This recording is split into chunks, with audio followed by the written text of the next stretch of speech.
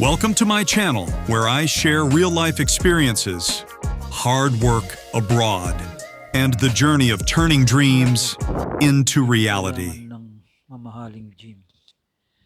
Hindi mo kailangan ng komplikadong kagamitan. Minsan, isang hakbang lang palabas ng bahay sapat na para magsilbi pagbabago sa buhay mo. Tara na, ngayon, samahan niyo ako. Pag-usapan natin ang simpleng gawain na madalas minamalit ang paglalakad.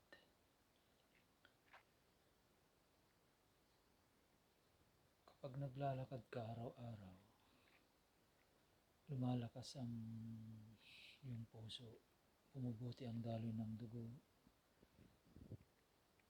bumababa ang kolesterol, nakakaiwas sa high blood, diabetes at sakit sa puso. Hindi kailangan tumakbo, hindi kailangan magmamadali. Consistency ang mahalaga. Maglakad, simpleng paglalakad lang, okay na yun. Sa totoo lang, hindi lang katawan ng napapagod, isip at katawan din pag nagtatrabaho pa. Kapag naglalakad ka, nababawasan ang stress, lumilinaw ang isip, humuhupa ang galit at bigat ng damdamin. Minsan, habang naglalakad ka, doon mo ma-realize na kaya mo pala. Sablay, kailangan pag naglalakad ka, yung isip mo ay hindi siya nag-iisip ng malalim, nakarelax lang.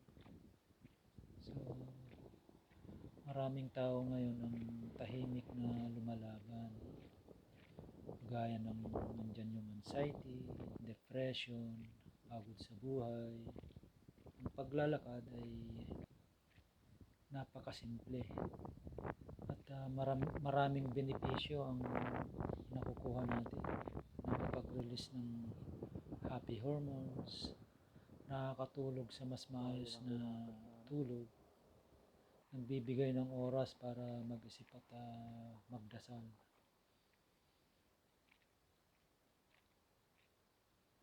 So, simple lang.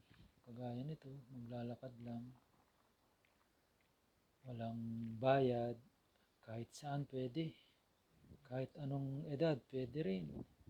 Bata, matanda, pwede kang maglakad. Habang ang iba naghahanap ng solusyon sa labas, nasa paa mo na pala ang sagot. Kaya, tara na, samahan niyo ako para makapaglakad. Lakad-lakad tayo. Para makapag-ehersisyo naman. Tsaka maganda rin ito para makapaglaan ng oras sa sarili mo din. Matuto ka ring irespeto ang katawan mo, pahalagahan ang kalusugan mo, pahalagahan ang sarili mo.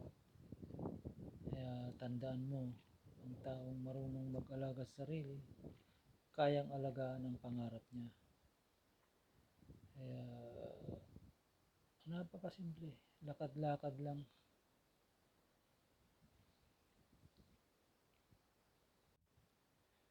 Kapag hindi mo nakuha ng malayo sa unang araw, maaaring 10 minuto ang paglalakad mo.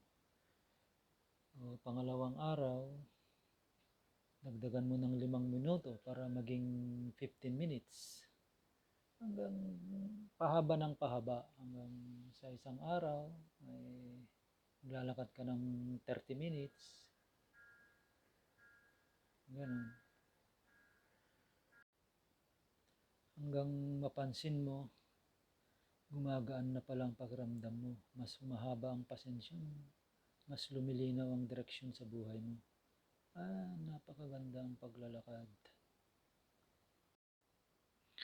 Kaya kung pagod ka ngayon, kung magulo ang isip mo, kung parang ang bigat ng lahat, tumayo ka, huminga ka, maglakad ka.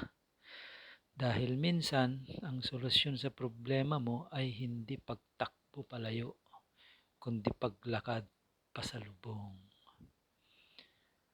Okay, salamat. Hanggang sa muli. Sa huli, hindi mo kailangan maging perpekto. Hindi mo kailangan maging mabilis. Ang mahalaga, hindi ka tumigil.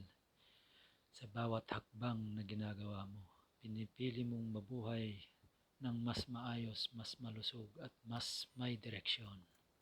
Kaya simulan mo ngayon. Huwag mo nang hintayin ang tamang oras.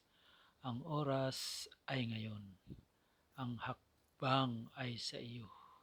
Maglakad ka na, hindi lang para sa katawan mo, kundi para sa kinabukasan mo. Maraming salamat sa pakikinig.